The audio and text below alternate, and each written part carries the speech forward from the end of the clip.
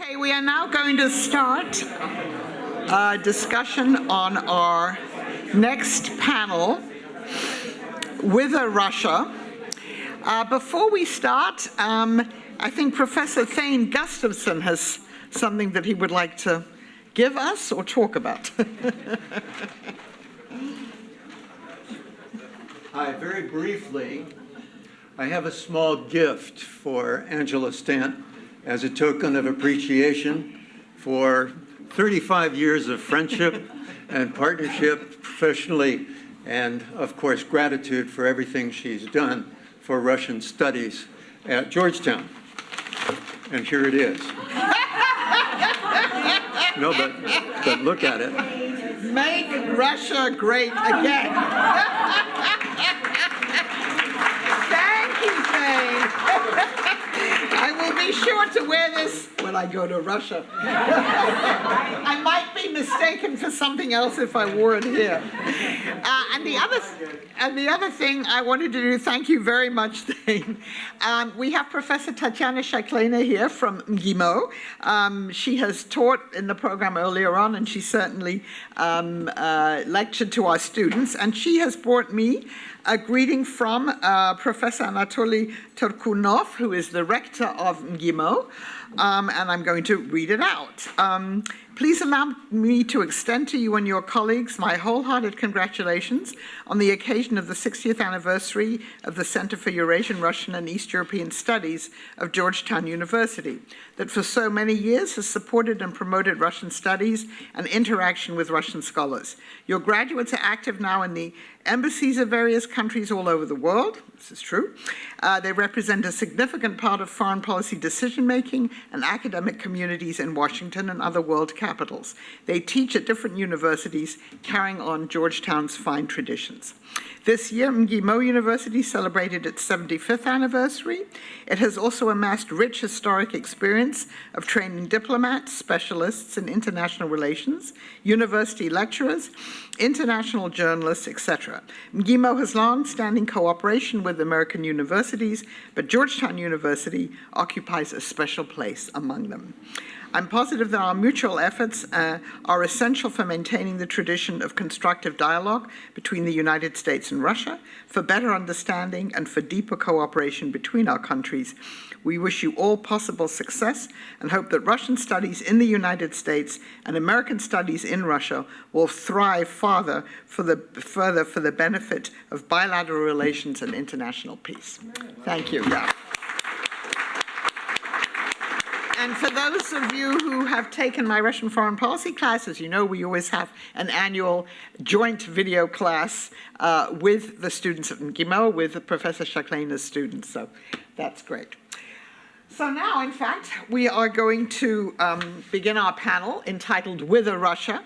And as you can see on this panel and subsequent one too, we feature people, different generations of RASP and CERES graduates, to talk about different aspects of Russia. I'll introduce the panelists all now, and then they will speak, so I won't have to interrupt it. So our first speaker will be Eugene Ruma.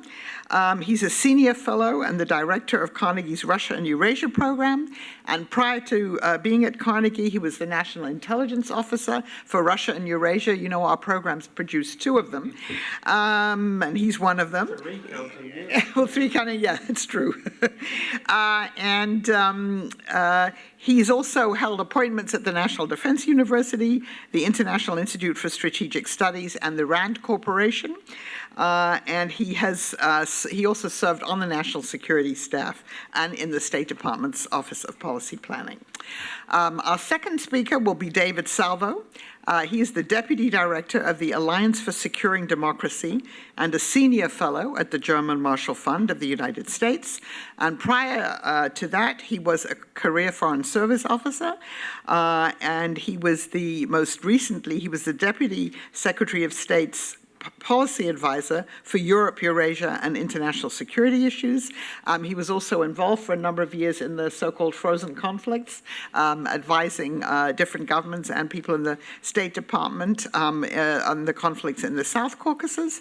And he has also served in Russia and in Bosnia and Herzegovina.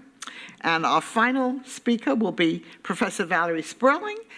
She is a professor at Clark University in Worcester, Massachusetts, and she is the co-author of Courting Gender Justice, Russia, Turkey, and the European Court of Human Rights. Is that out yet? That's already out. That's already out. And this is, do you want to hold up your new one? Yes, this is a new one. This is my first foray into American politics. Oh, right. Sorry. Trumping politics as usual. Masculinity, misogyny in the 2016 elections. Congratulations on your new book. And of course, another book for which she won a prize is Sex, Politics, and Putin, Political Legitimacy in Russia. So Professor Sperling is a prolific author, a professor. We're delighted to have her. So why don't we get started with you? Thank you very much, Angela. Thank you not just for this introduction, but also for many decades of teaching all of us and for your service to the field at large. I'm actually old enough to have taken your course not on Russian, but on Soviet foreign policy back in a day when Russian foreign policy was not something that we really talked about. And it was difficult. Does he need to move the microphone nearer you?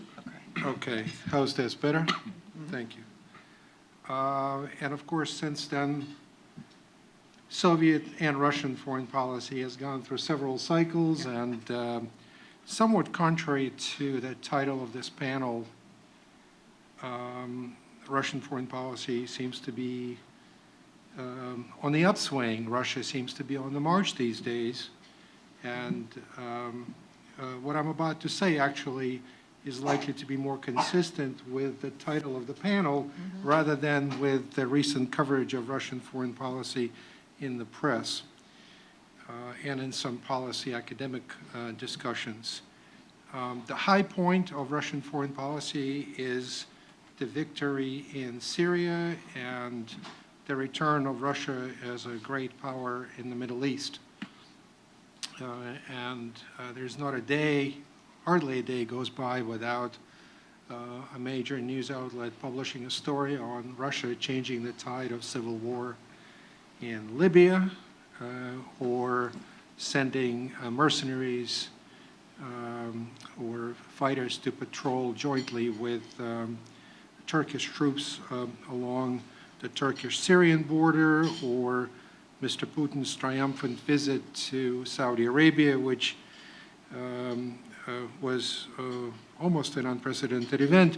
But I think if you look closer at what Russia has accomplished in the Middle East, there's quite a bit less than actually meets the eye when you look at these headlines. So with Syria itself, when you speak about the spoils of victory, it really is the terms, the spoils that comes to mind. Putin has inherited, Russia has inherited in Syria today a broken country with an unfinished political process of reconciliation, if it's ever going to come to pass, a devastated economy, devastated infrastructure, millions of displaced people in the neighboring countries as well as farther away in Europe and elsewhere. Three major contenders for power and influence, putting aside Mr. Assad himself, in the Syrian sort of politics and regional politics, and that is Iran, Turkey, and Israel. Those are not easy allies and partners to deal with, as we are finding out, and as Russians themselves have found out over the course of their engagement with those three, and those three really have at times irreconcilable differences, most prominently the differences or the hostility between Iran and Israel. And I should say that the Russian victory in Syria owes a great deal, not just to the deployment of several thousand troops and considerable amounts of air power, but also to a large number of Iranian and Hezbollah boots on the ground that actually fought the war on behalf of the Assad regime. And while their goals, theirs being Russian and Iranian, coincided at one point, Their goals in peace are not necessarily the same, because Russia would like to see political reconciliation in the beginning of reconstruction in Syria. This is not necessarily the goal that Iran is pursuing in its campaign against Israel. And I also want to stress that a lot of what Russia is accomplishing these days in the Middle East is a function of another major development in Middle Eastern politics and geopolitics, and that is the United States pulling out of the region and abandoning its decades-old role as the hegemon or the security provider to the region. Again, this is not a new development. If you look at the campaign speeches of President George W. Bush in 1999 and 2000, the Middle East is not mentioned there. There are references to Israel as our forever ally, but that's about it. Clearly, the priorities of that campaign and that administration initially were elsewhere.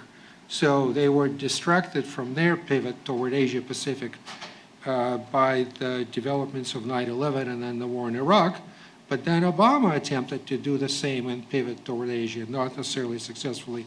Trump is finally doing this, in part by abandoning some of our commitments around the region, in part simply through sheer incompetence and undermining of our allies and partners' confidence in the United States. But the fact is that there's a big kind of giant sucking sound in the Middle East, and that's a function of the United States pulling back. Now, is this necessarily really, really bad for the United States? The so-called rise of Russia and our pivoting toward other parts of the world. Well, this is where I think we need to have our own national conversation about our priorities and what really matters, what are the core interests of the United States in the Middle East. I would single out four. It's the proliferation of weapons of mass destruction, in particular Iran's nuclear program. Number two is security of Israel. Number three, counterterrorism. Number four, the flow of oil from the Gulf, which is not as important to us these days, but still important to the global economy. Thane maybe will correct me, but I still think it's still the case. And we have a huge stake in the health and well-being of the global economy for it to continue. So if we really are pivoting from the Middle East, then Russia is filling in to some extent that it can, the void that's left there. Are there irreconcilable differences between us and Russia in areas where we cannot work? I don't really see in this list of four priorities anything where in a more sane and a saner conversation, saner world, we couldn't work with Russia on accomplishing at least some of these. Now, if you go beyond the Middle East and look elsewhere, the picture is really pretty grim if you are a strategic planner sitting in Moscow thinking about what sort of we have accomplished on Putin's 20-year term. Well, they just had an Africa summit with a lot of African heads of government. What does Russia have to offer? Not a whole lot. There's a series of nuclear deals, agreements, memoranda of understanding, whatever they are, to build nuclear power plants. I wonder how many of those will be built 10, 15, 20 years out. We have before us a series of nuclear power plants that have not been built in places like South Africa, Jordan, Egypt, so on. So that sounds good. In reality, it's going to be a lot less in terms of trade, development, investment, and so on. Russia doesn't even come close behind China, the United States, European powers, and so on. In Latin America, well, I leave it to my colleague Julie Gorganis to talk about that. Again, they stepped into the mess in Venezuela. I'm not sure how they'll be able to extricate themselves. And their, $17 billion investment in the Venezuelan energy sector, that'll be an interesting one to watch. In Asia, it is developing into a junior partnership with China. And we keep hearing from our Russian colleagues and partners, interlocutors, that this is a relationship that the Kremlin will never allow to slip into being a junior partner.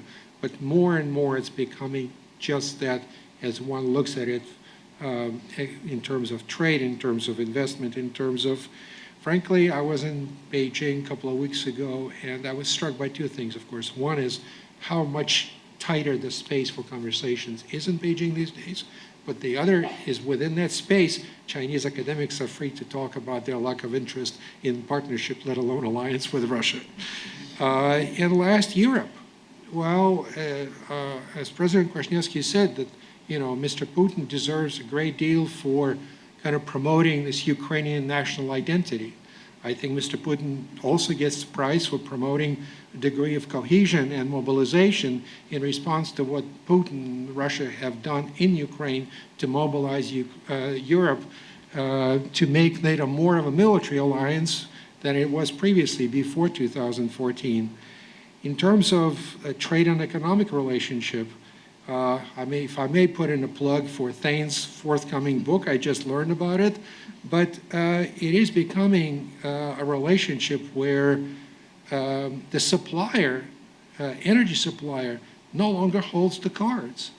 The changes in the European gas market, the changes in the global energy market, technology, green technologies, all that is writing on the wall that the so-called energy superpower we heard so much about and was the claim that the Russians used for their entry into major power politics, all that is quite quickly in historical terms slipping into the past. So I think the net result is that Russia is becoming, despite its so-called accomplishments on the world stage, really is not breaking into the major leagues. And in the bilateral relationship with the United States these days, show me a political candidate who would say that good relations with Russia are not a necessity, but actually an opportunity. Other than Donald Trump, I can't think of anyone. I'll stop at that. Thank you very much, Gene. David. I'm going to stand at the podium if nobody objects, because I rather obnoxiously have a PowerPoint slide, and it'll be easier for me to see.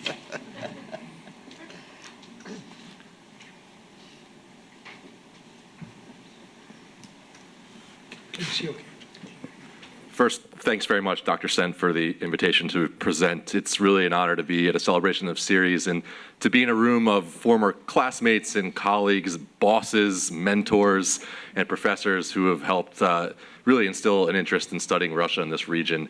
I'd be remiss to not take advantage of the opportunity to thank, in particular, Professor Thane Gustafson, who was the first professor really to, he was the catalyst for a career in Russian studies for me when I was a freshman undergrad at Georgetown in the government department. By good fortune, I happened to enroll in his introductory to comparative politics class, which was focused on Iran, China, and Russia. And the section on Russia was so inspiring that I immediately stopped studying French and enrolled in introductory Russian. Then I double majored and ended up in CERES. So Professor Gustafson, thank you. I was asked to focus my remarks on Russian disinformation since it's one of the sort of hot topics du jour, and it's also a major focus of my organization's research and analysis. Disinformation, of course, is not the only sort of threat vector that we see when we look at Russian malign influence abroad and how Russia projects power overseas these days. There are numerous threats, asymmetric threats, from cyber operations to malign financial activity, sort of the co-option and infiltration of political and social movements and organizations. And these are tools that I think Russia will continue to rely on to undermine democratic institutions and democratic societies, especially as Russia continues to increase its pursuit of global ambitions. And even for domestic political considerations, these are low-cost, low-risk, sometimes plausibly deniable tools that are, readily accessible across the various agencies of the Russian government. None of this malign activity is new, of course, to the Sovietologists in the room. Some of this activity, I'm sure, is familiar, especially in the realm of information operations and the subversion of political and social movements beyond Russia's borders. What's changed, of course, is the technology, which has allowed Russia today much greater access to millions of people all over the world, and the speed and impact of their operations has, of course, increased by an order of magnitude. I think this sort of phenomenon only entered the American consciousness in the aftermath of the 2016 presidential election, of course, but all of you Russia scholars in the room have for years been studying these types of operations, from Estonia in 2007 to the sort of run-up to the invasion of Georgia in 2008, Ukraine seemingly constantly. So again, this is not new necessarily to this field, but it certainly is new to the conversation across the transatlantic community. So I'll focus specifically on information operations, and what I see are some of the Russian tactics that we've noticed over the last few years, and I think will continue into the future. So first, before I get into these slides are probably going to be difficult to see from afar, and I apologize. So why don't I talk a little bit more first, and then I'll go into the slides. The reason why I think these operations will continue to be an important part of the Russian government's arsenal is because, by and large, it seems as though there's a large degree of latitude that's been given to the security agencies in particular to conduct these operations as they see fit, so long as they sort of fall within the general contours of Russian foreign policy.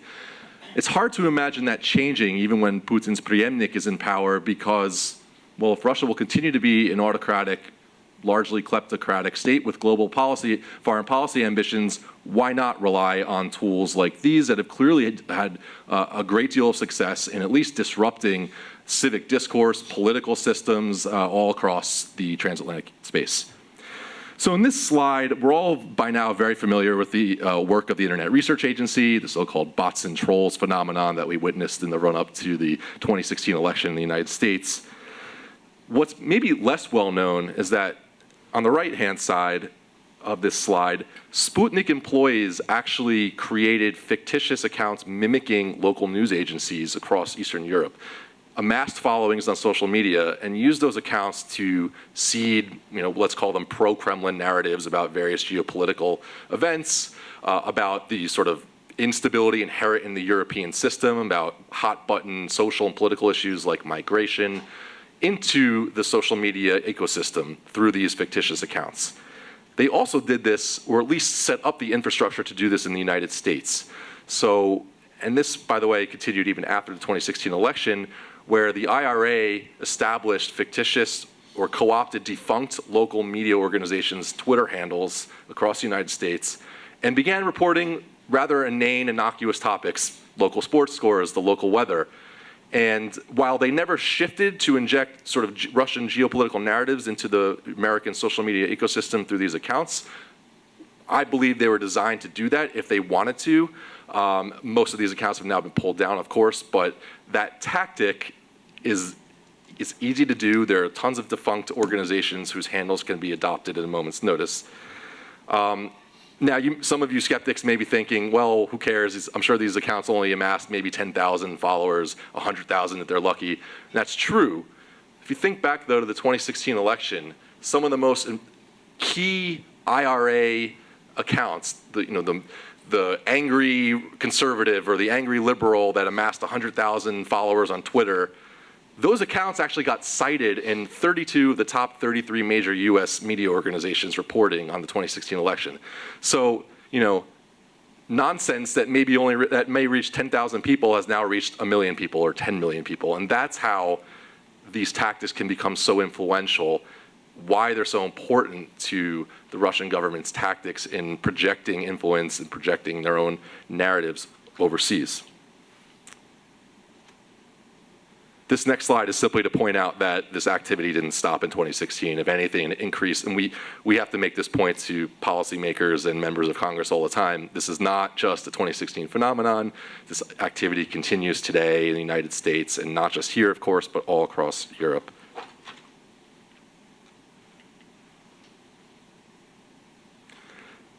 This slide demonstrates the sort of infiltration of otherwise legitimate social and political movements in the United States, and again, not just here, but in Europe.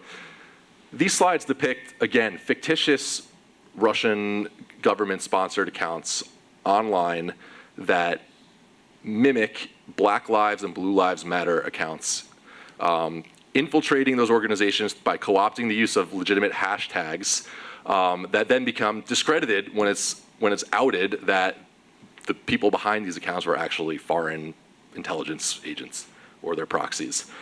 This weird sort of nebulous looking image on the bottom left, the blue and orange, actually is a graph that shows how the orange are IRA accounts, and surrounding them are organic domestic accounts. And so what that shows is the nexus between the amplification of organic content by the node in the middle, the IRA accounts. So again, these are organic issues that the Russian government proxies are seizing on to then amplify and project, maybe amplify more extreme content and put it into the mainstream of civic debate. I'd argue that a more sort of openly transparent form of activity that Russian information operations assume is simply to game the system. RT and Sputnik, legitimate Russian state-sponsored media organizations, have cleverly figured out how to exploit algorithms on YouTube in particular to make sure that their content is consistently at the top of search results on topics that are of importance to the Russian government. So here, and again, I'm sorry this is invisible from afar, but if you search for Doma, Syria, white helmets on YouTube, the top results are all RT, giving their spin of events. And it's not just RT. On Google News, they've figured out the same way how to game the algorithms so that their search results are consistently at the top of results. This again is a search for the white helmets, and you'll see the sources are Sputnik. And if you search, for example, Nord Stream, you'll find a similar phenomenon. So this is, I'd argue, a rather clever way of making sure that your narratives enter the mainstream of foreign debate. It's, as an aside, the reason why I say it's so clever is because RT has actually managed to surpass American news organizations in terms of subscribers and views on YouTube. So there are 3.5, let me get the number right, 3.5 million subscribers to RT on YouTube, which more than doubles MSNBC's subscribers, and even dwarfs Fox News. So when you think about that, it was the first news organization on YouTube to amass 1 billion views. And in areas of the world where we could argue the United States has either lost interest or is too distracted by its own problems to pay attention, it is particularly costly because the Russian government is paying attention. This slide shows how RT in Espanol is actually its most active account in the entire RT family. So when you look at what's happening in Venezuela and elsewhere in Latin America, where the United States is either negligent or simply, like I said, distracted by its own problems, here you have messaging coming straight out of Kremlin-funded and Kremlin-sponsored news organizations that are targeting important parts of the global population that we are not paying attention to. As an aside, I like to tell this anecdote because my organization sort of tracks RT Sputnik activity on social media, YouTube, Twitter, in real time, and we're always curious, what are the narratives they're pushing out? And when Huawei and 5G technology are the topics of conversation, what we see coming out of RT and Sputnik in particular, that 5G will cause cancer, that there are all sorts of health scares that democracies should be afraid of, and 5G network, even though it's inevitable, beware, it's going to cause problems, except when Huawei is in question. And then Huawei is the answer to all of our problems. We should all be allowing Huawei into our networks to build and develop 5G for us, in spite of all the security risks, which of course don't go mentioned in these reports. So interesting how they use messaging to signal different messages on the same topic to suit their own interests. Now, again, I mentioned information operations are conducted in a vacuum, right? So there are other tools. We saw this in the run-up to the 2016 election, where information operations were combined with hack and leak operations, cyber attacks to penetrate voting systems, to call into question the integrity of our electoral process. We've seen this again in France. We've seen this in different, more egregious tactics in Montenegro and elsewhere. The interference in the Macedonian name referendum. So these tactics are part of a whole. And I think one of the more underdeveloped threat vectors or understudied threat vectors today is on the financial side, where really the money is the lifeblood behind a lot of these operations.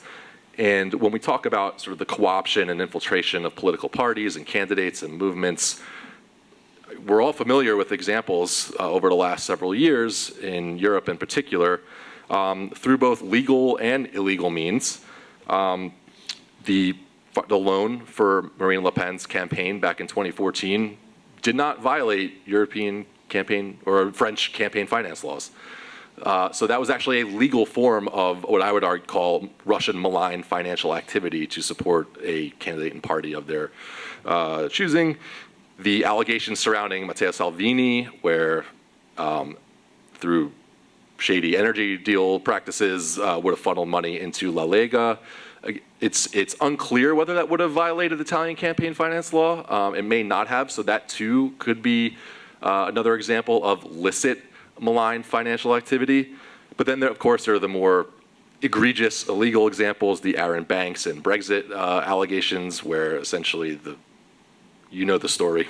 He was presented with lucrative business opportunities and the cultivation of like-minded members of parliament in Germany, the AfD party, where there was a report where one of the MPs actually sitting in the Bundestag actually was cultivating Russian financial support, and apparently that was reciprocated. So these are different than information operations, of course, but the money is sort of the root of Russian malign financial activity beyond its borders. Even if you focus just on media and information operations, my organization has uncovered evidence of RT money actually going through shell companies to support purportedly independent media organizations in Germany. So again, this is the nexus of tools that I think we will continue to see the Russian government use into the foreseeable future, because they're easily hidden unless clever researchers like us uncover them. It wasn't us really; it was CNN. We fed this to CNN, and they had the resources to do the real digging. But my point is that we should not expect Russian projections of power overseas to change when these tactics have been so successful and our own defensive and deterrent mechanisms are still so weak. And I'm not just talking about the United States, where for obvious political reasons they're weak, but even in Europe, I would say the landscape is still rather ripe for Russian activity overseas. So I don't want to speak too long, but that in a nutshell is how I view the projection of Russian power into the foreseeable future. Thanks. Thank you very much. Valerie, you going to sit or stand? Oh, I guess I'll sit. Is this Okay. on? Okay. Great. So Angela asked me to talk about the Kremlin's domestic priorities. So let me start by saying that at the most basic level, the Russian government's priorities have a lot in common with those of any other government, namely to stay in power and to stay out of jail. And like any other regime, the Russian leadership's best bet to accomplish these goals is to earn and maintain a certain amount of legitimacy and to compensate for any lack of legitimacy by applying coercion. Because in governance, coercion and legitimacy are used in inverse proportion to each other. In other words, the more legitimacy you have, the less coercion you need to stay in power. So I'm going to organize my remarks around the Kremlin's fundamental priority of staying in power. I'll start by talking about the regime's sources of legitimacy, and then I'll turn to the various means of coercion that Putin's government has applied over the last 20 years, highlighting the regime's priorities in both of these areas. So the first thing to point out is that Putin is popular. His approval ratings are still over 65% positive, and they've been up as high as 88% positive a few years ago after Russia took Crimea from Ukraine. That ongoing popularity suggests that the Russian population, at least to some extent, regards Putin as a legitimate ruler. So let's look at a few sources of legitimacy under Putin's rule. The first one I would mention is economic improvement. Russia's economy improved enormously in Putin's first 10 years in power, mostly because of high prices for Russia's oil exports. And of course, maintaining a healthy, growing economy is a priority. However, that's one of those priorities that the government can't really control entirely. So for instance, the Russian economy contracted for several years following the takeover of Crimea and the sanctions that ensued in 2014, along with the collapse in oil prices at the same time. For the past few years, therefore, there's been this ongoing decline in real disposable household income. But while Russia's economy isn't doing great right now, you have, on the positive side, quite a low unemployment rate, and real wages grew a bit this year. And if you look at the whole of the Putin period, it's very clear that people are living far better than they were in the 1990s. Inflation has come way down. There's been a sharp reduction in poverty over time. And these things obviously matter to the population.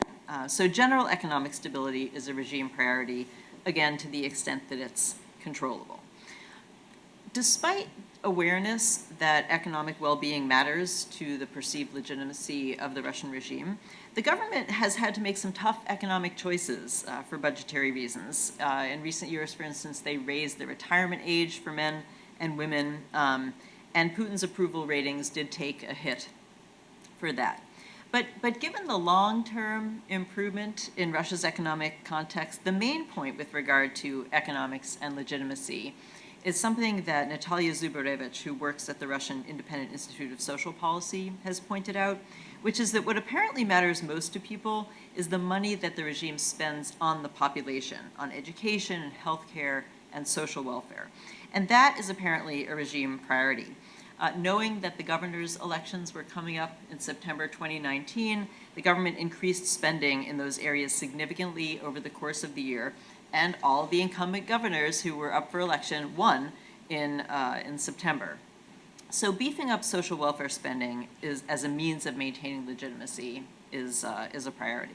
Now, interestingly enough, according to Zubarevich, in Moscow, that equation between well-being and legitimacy doesn't hold. In other words, in Moscow, which is doing better than the rest of the country economically, you see the most electoral unrest.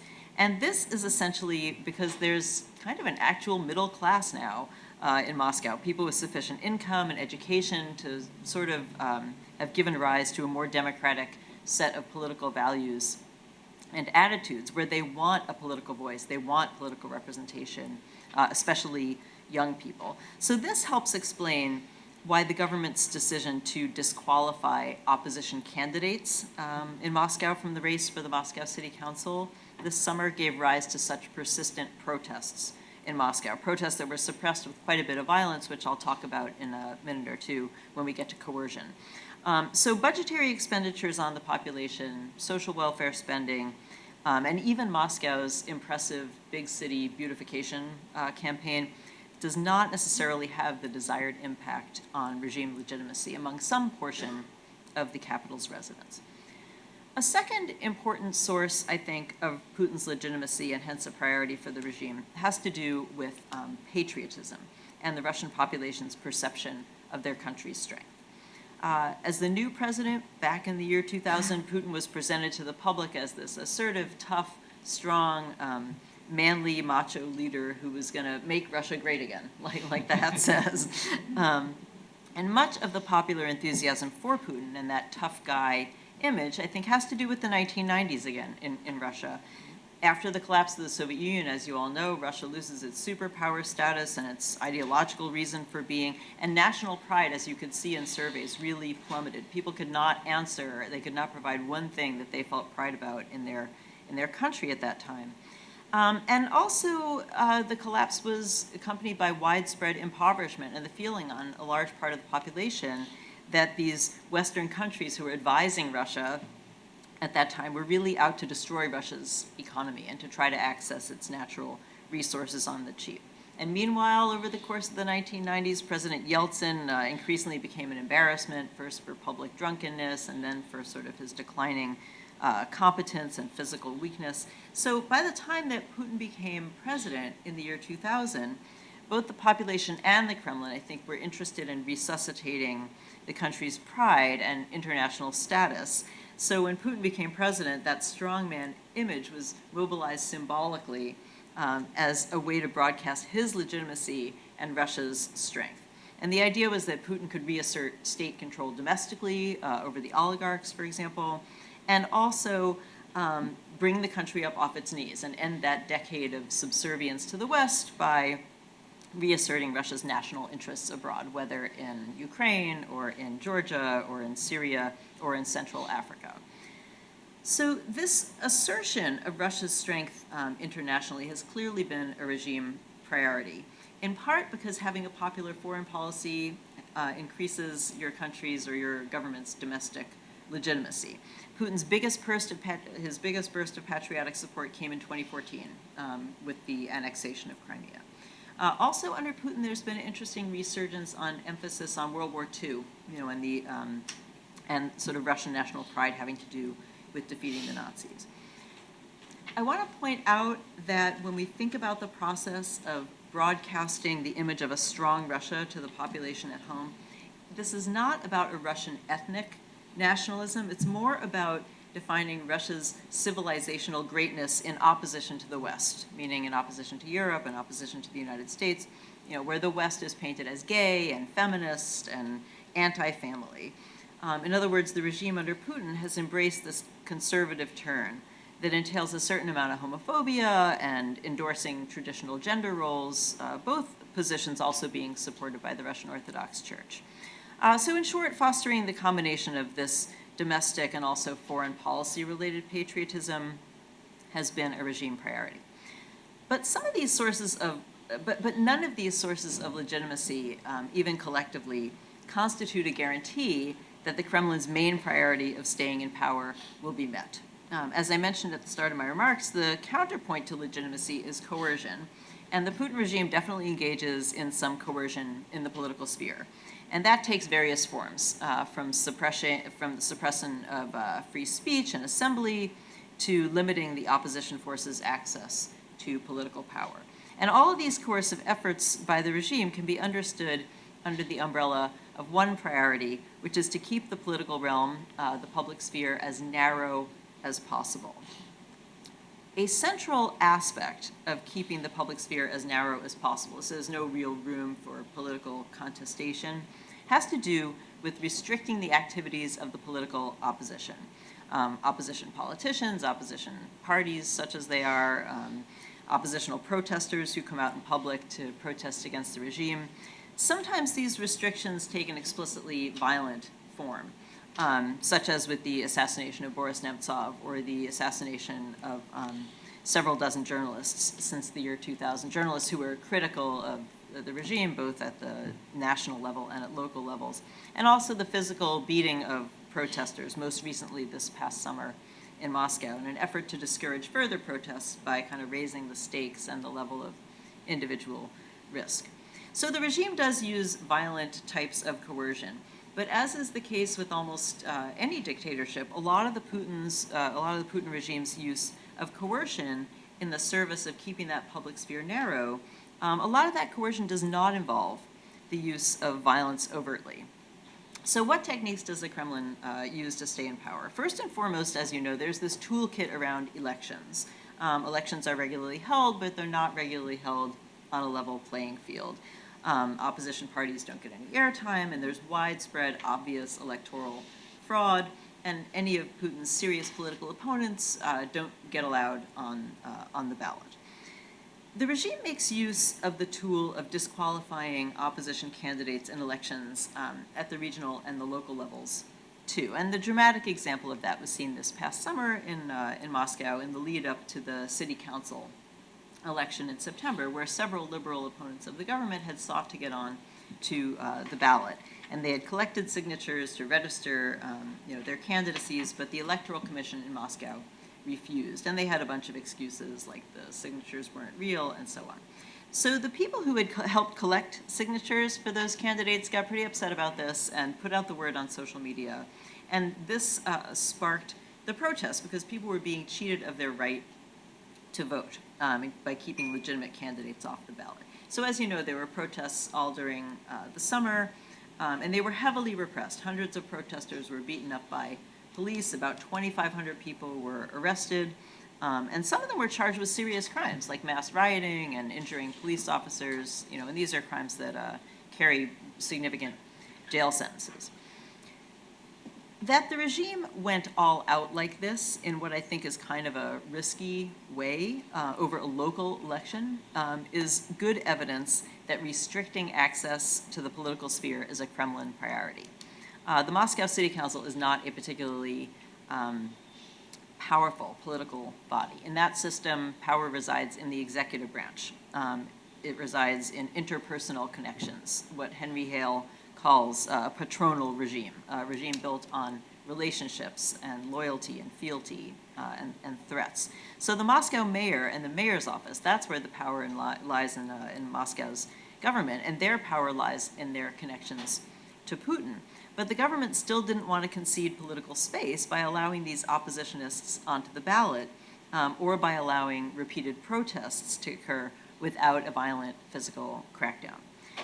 So I think that level of repression makes a little more sense if we consider the fact that the government knew going into the summer that people's willingness to protest was actually on the rise. According to public opinion surveys, in May of 2018, only 8% of adults in Russia had said that they would most likely participate in a large-scale political protest. But in May 2019, that number was up to 22%. That's 1 in 5 adults.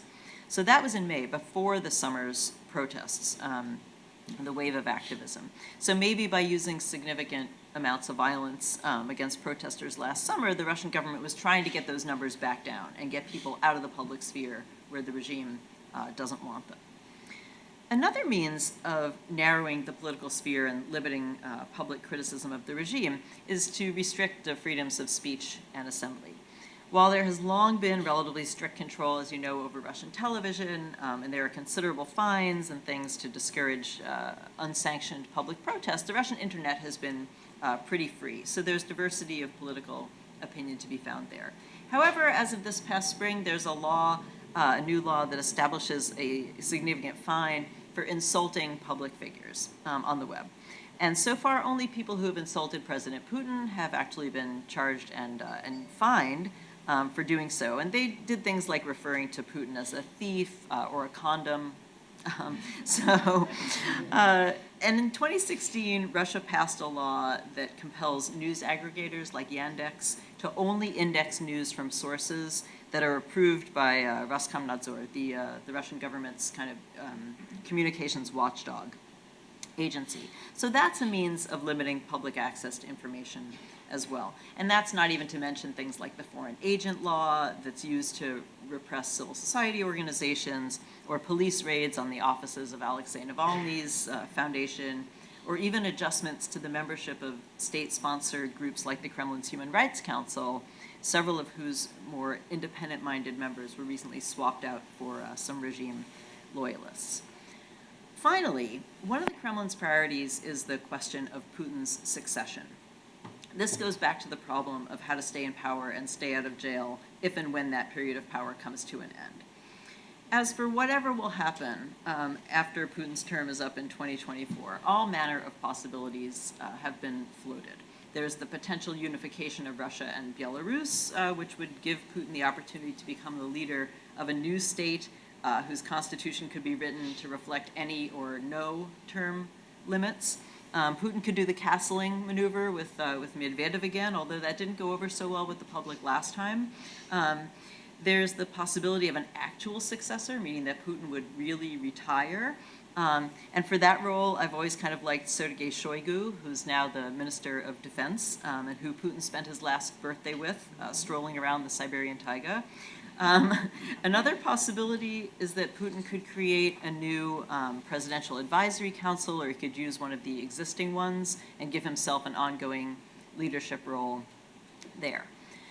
You know, academics are pretty reluctant to make predictions, but I will go ahead and make one anyway here at the end of my talk. As you know, Putin's second term in a row comes to an end in 2024.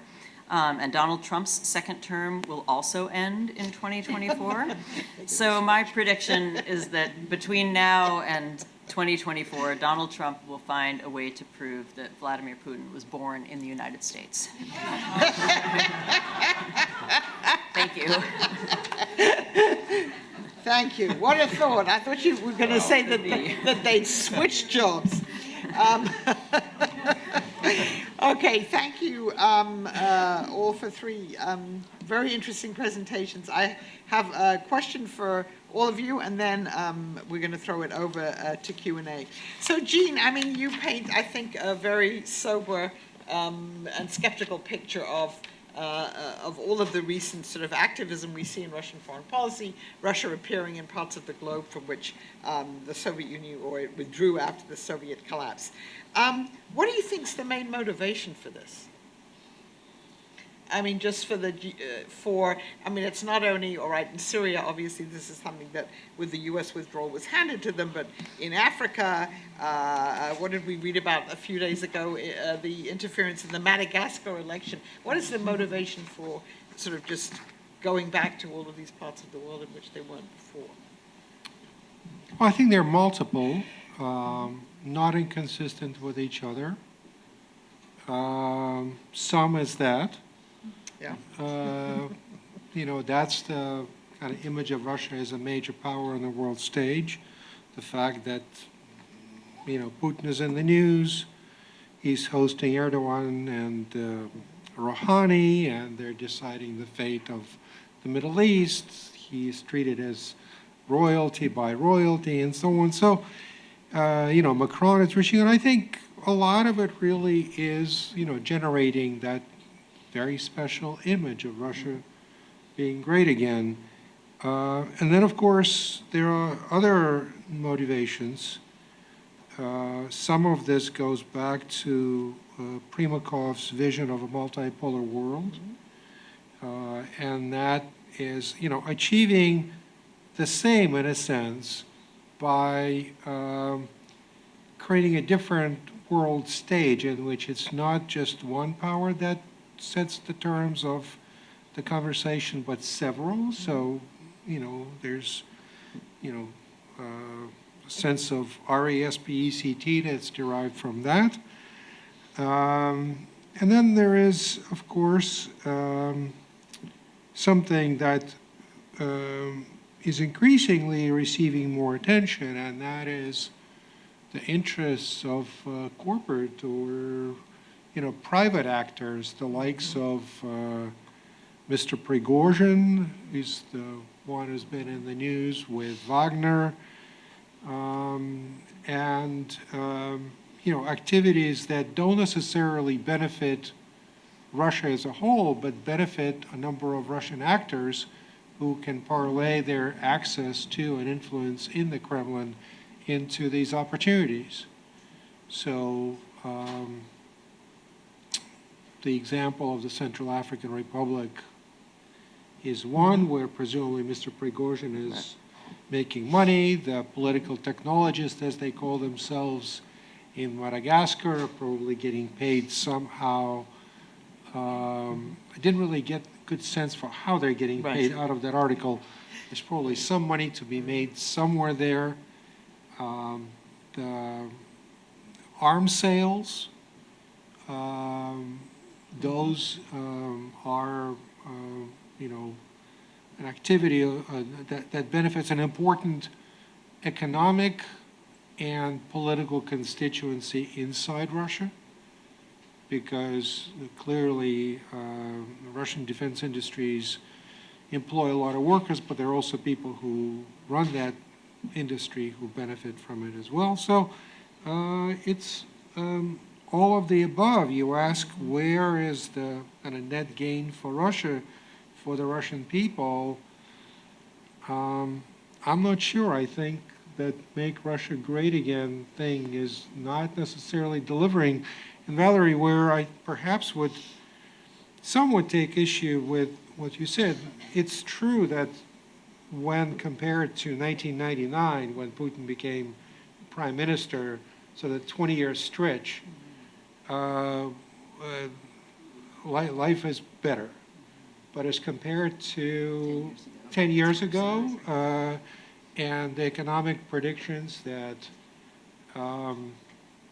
you know, we're in a state of permanent stagnation, вечный застой, the 1% growth that doesn't generate The revenue, I think the fact, I'm sorry, I'm going on for a long time, but, you know, they're kind of creating this extremely healthy macroeconomic picture for Russia on the backs of Russian pensioners, teachers, nurses. They have accumulated something like 500 billion, somebody will correct me with the real number, in reserves. When we know from firsthand accounts, there are entire villages and towns that are going without halfway decent health care, and teachers are probably in even worse shape than teachers in some of our states here in this country. So it may be paying off on the world stage. It's not necessarily paying off on the domestic stage. Yeah, I think that's an important point. There's a disjunction between what's happening domestically and then what's happening internationally. One interesting thing, Yeah. if I may, I don't know if anyone has seen the study this past summer by Mikhail Dmitriev. He did a series of focus groups. There are some interesting changes in public attitudes toward government, the social contract, the major directions of Russian foreign policy. I don't know if that has been translated into English, but I'm sure everyone here has some.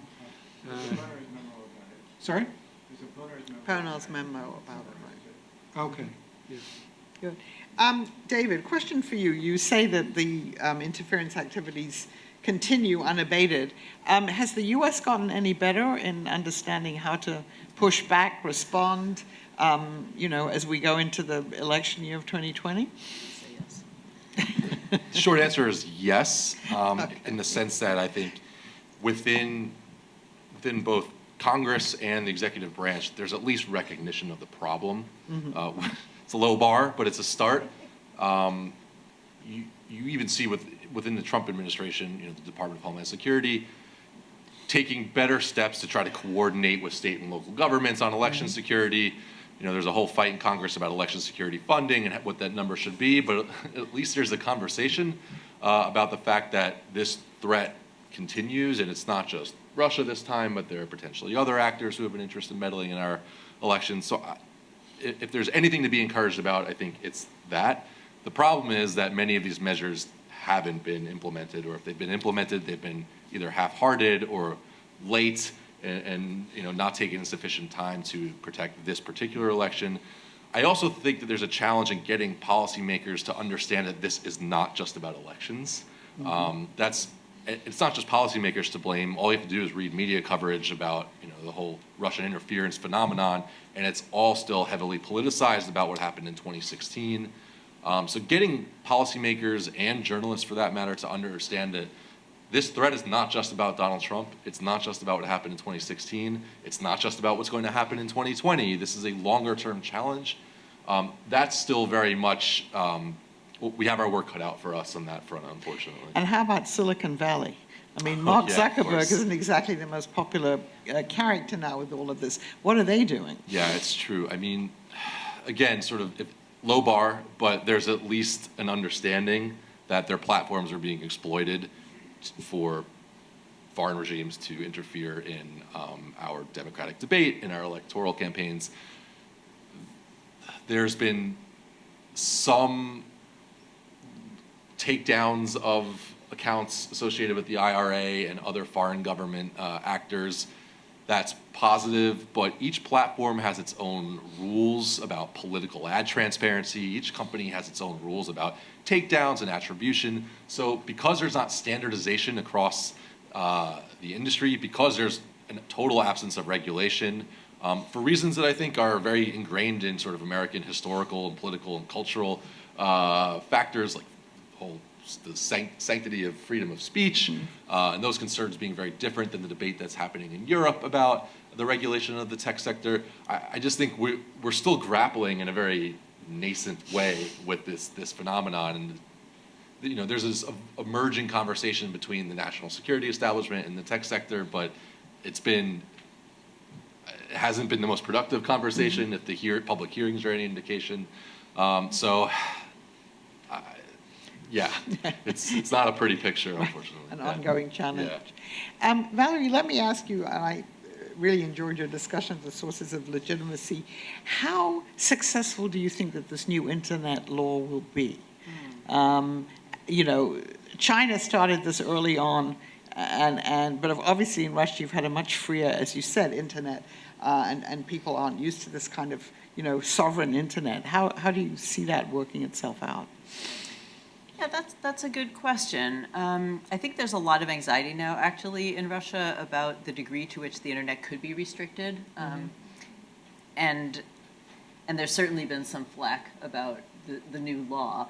I think that I think that people have been relatively willing to self-censor, right? And so I guess it depends. And if you have $462, you know, available to pay for a fine, maybe you go ahead and call Putin the condom on the internet if you feel like it. Yeah. But I think for a lot of people, just like raising the financial ramifications for protesting, which I think probably does keep a lot of people off of the streets. This is just another way. This is just sort of another way to do it. I want to just very briefly go back to what Jean was talking about, and of course I agree with you. I mean, by comparison to 10 years ago, Russia is in an economic slump.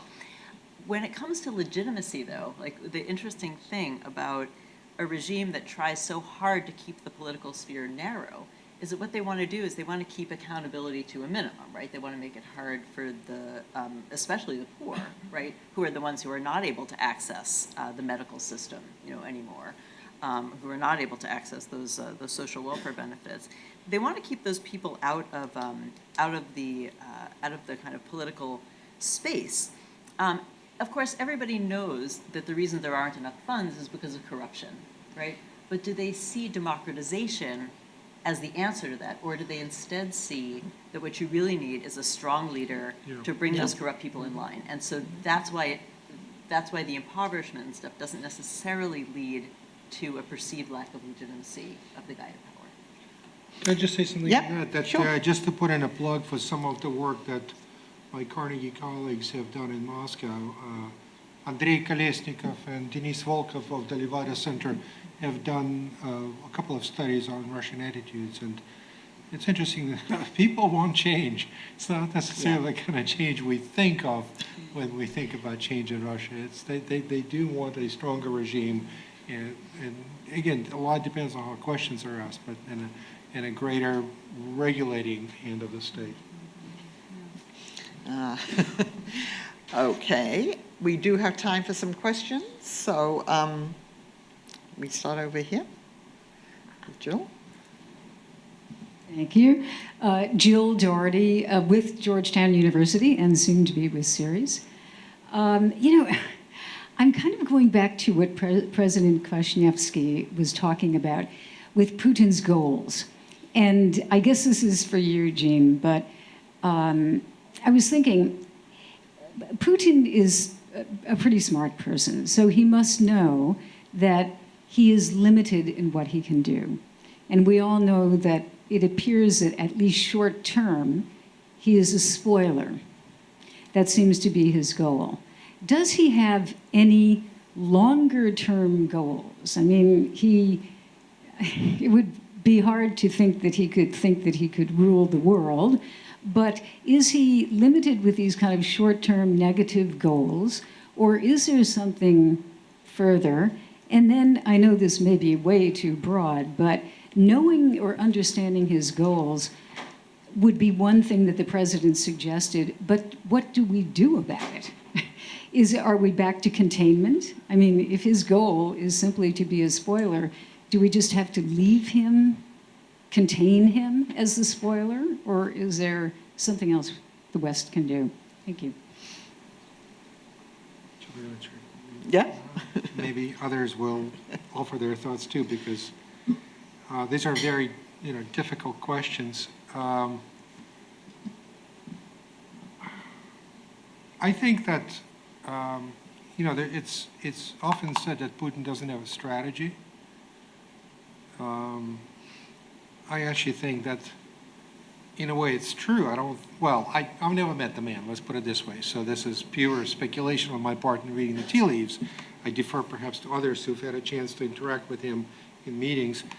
But I think there is a long-term strategy, and there is a sense of national pride. And I think, if you sort of put yourself, not to engage in psychobabble, but, this is a guy who was born in the year, 1952. He's of the post-war generation. He's a child of the greatest generation. He is someone who benefited greatly from the Soviet system. We think that he was just lieutenant colonel. For someone of his background, it's pretty good life, pretty good career prospects, rather than, being in a factory somewhere. He made it. So, I think there's a sense that restoring a portion of that system is probably something that's good. Restoring Russia's place. I mean, there's this perhaps delusional but vision of Russia as a major power, which it, for all its failings, it is. You can't ignore it, whether we like it or not. I don't think it's a strategy in a sense that he knows what each step of the way is going to be, but there's a longer term objective that he's driving toward. And, if in the meantime it means bringing down the United States a peg or two and boosting his standing and Russia's standing at the expense of the United States, as you say, being a spoiler, that's fine. I think in general,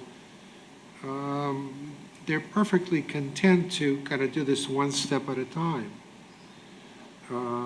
As long as it's consistent with the basic principle. And the basic principle is really, I think, antagonistic relationship with the United States and with the West. I don't think they're out to rule the world, but I think they're out to position themselves in a way that ensures that the world cannot be ruled by them, without them. It's not necessarily good for the 144 million Russian citizens, but show me a time in Russian history when Russian foreign policy was really designed to serve the well-being of the Russian people. It's just not part of that tradition. What do we do? I don't know. I mean, I'm not advising any candidates, and if I had to, I'd be really in trouble. I think some form of, we are at a point where our bilateral relationship is really, I think, going to get out of whack in the next several years. We have virtually no economic relationship with Russia. We have painted Russia into basically the devil. The dialogue of societies doesn't really exist. Militarily, we're getting into a realm where the arms race is going to be uncontrolled by any arms control agreements. I really struggle to understand the logic behind Russian actions to undermine, to basically cheat on the INF treaty, because it's not a good thing for Russia to have no INF treaty in Europe. And with the new technologies, some of which we had a preview of in Putin's speech, but in the absence of arms control, in the absence, I would even say, of our internal domestic conversations among our agencies about how do we manage strategic stability with Russia and with China, there'll be programs to build new types of weapons that are not going to make Russia more secure, let's put it this way. I think we're entering in some really kind of interesting times with new technologies, new weapons being built, not necessarily nuclear, conventional. So that's going to be a very difficult time. Some kind of conversation I think is necessary. And at some point when we have a different government, different administration in the White House, I would say let's have that conversation like President Kwasniewski had with Mr. Gorbachev, perhaps, but this is the future, and you, Mr. Putin, can have a say in this future, because we can go down one path or the other path. Okay, I don't know if you have. All right, briefly. Okay. I would just say that I think one of the long-term objectives in Russian foreign policy is to undermine and discredit democracy as a form of governance, not just for foreign policy reasons. It's useful to divide alliances, it's useful to destabilize and distract our adversaries, but also, and I alluded to this in my presentation, for domestic political reasons that both Jean and Valerie went into in their presentations. Russian foreign policy does not always work to the benefit of the Russian people, and if you want to sort of entrench this sense of complacency towards the regime within Russian public opinion, well, what better way than to point a finger at democracies and say, you want this sort of society and governance? So I think that it is a long-term objective, using various sort of spaghetti on the wall short-term tactics like I tried to point out in my presentation. Yeah, and we're helping them say this, Yes. with the spectacle that is in Washington. I think I'll take 3 questions now. So, Margie? Marjorie Mandelstam-Balzer, Georgetown. This leads right into what we were just discussing, because it's a question for Valerie on civic society in Russia and issues of protest and how protesters are pushing back despite increased coercion. And my question is how the protests can possibly connect up with each other. In other words, they've been so local in so many different places, and yet people are quite aware of each other's movements, for instance, ecology issues, whatever. Where do you see some connectedness that might amount to a pushback civil and civic society? Thank you. The next question. Yeah? Ken Yelowitz. David, a question for you. A few years ago, I had a conversation at the Kennan Institute with a very prominent Russian academic, Middle Eastern studies, and I asked him about their intervention in the 2016 elections, and he said, the answer just kind of surprised me. He said, we couldn't have done that on our own. We had to have help. We don't have the sophistication, the techniques to do that. From what you're saying, that probably is not correct. But what I'd like to know is, where did these capabilities come from? We're the ones who supposedly invented advertising and everything else, and yet we're having our lunch handed to us from what you've said. Thank you. And is there a third question anywhere here? Over there. Yeah? This comment mainly deals with Mr. Rumor's remarks, but obviously that does not preclude anybody else from answering it. But at the beginning of your presentation, Mr. Rumor, you mentioned how in the Middle East, how Iran, Turkey, and Israel seem to be the major power players in there. So I was curious as to who you thought of these 3 powers might represent. I'll ask both, both the greatest potential for Russian cooperation in that region, or if any of them represent more of a threat than potential. What's the word I want? Potential, I don't want to say co-conspirator, but depending on what goals are in the region, that might apply. So. Okay, thank you. Valerie, why don't we start with you? Okay, thank you. So civil society and how can the protesters all connect up with each other? This is a very interesting question. Right now I'm involved with a group of scholars. We're doing a project on what we're calling everyday activism, and we're looking at Eastern Europe and also in the former Soviet Union, and we're looking at women's activism, we're looking at environmental activism. And one of the trends, if you will, that we've noticed is that there's been, while the internet does indeed enable everybody to find out what everybody else is doing, so you can, if you're an environmental activist, you can look and see what the anti-garbage dump people are doing in one city, and you're in another city, and you can borrow the lessons that way, and that's all good. But on the ground, because of the foreign agent law on the one hand, because of the decrease in foreign funding for civil society groups on the other hand, there was a real sort of flight of foreign funders from Russia in the last decade or so.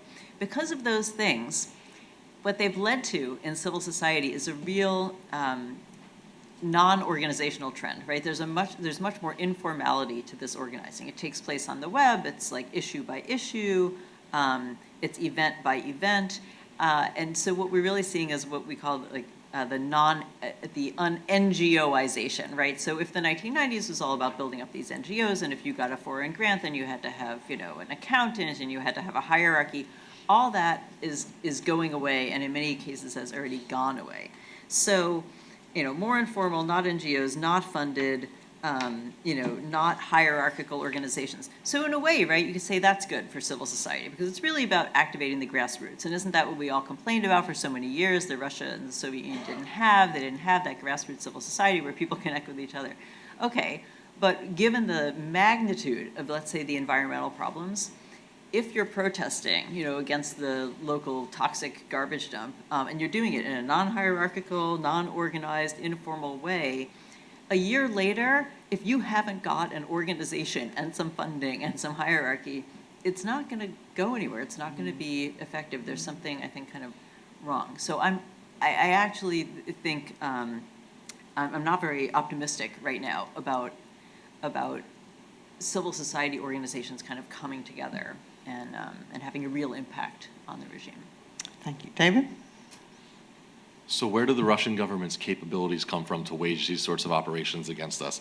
I think your colleagues' remarks underestimate the capabilities of the Russian state. I think Russian, especially military, and the GRU's hacking capabilities and GRU proxies hacking capabilities have been well documented and well established. So it certainly comes to no surprise to me that they were able to penetrate our voter registration databases, our voting systems. So if you just look at the cyber threat vector, I think it's been well documented that the Russian government possesses these capabilities on a level that maybe only China, the United States, North Korea, Iran, and probably Israel have at their disposal. On the information operations side, where do the capabilities come from? Well, part of it is derived from our own transparency as a society, and I think we underestimate how well Russia knows us. So their ability to micro-target segments of the electorate during the 2016 election was astonishing. I mean, they really knew, both on the political side and the social side, which issues would resonate and which messages would resonate with which sides of the political spectrum. Remember, they weren't just targeting pro-Trump audiences. They were trying to fragment the Democratic primary, Bernie Sanders versus Hillary Clinton, and even Jill Stein they were trying to boost. On the Republican side, they were targeting Ted Cruz and Marco Rubio voters. So the sophistication of the information operations targeting Americans was staggering. Part of that is because we lay all of our cards on the table. We're a democracy. We're an open country. That is the nature of our civic discourse. But part of it is, I think, Russia knows us very well, certainly better than we know them.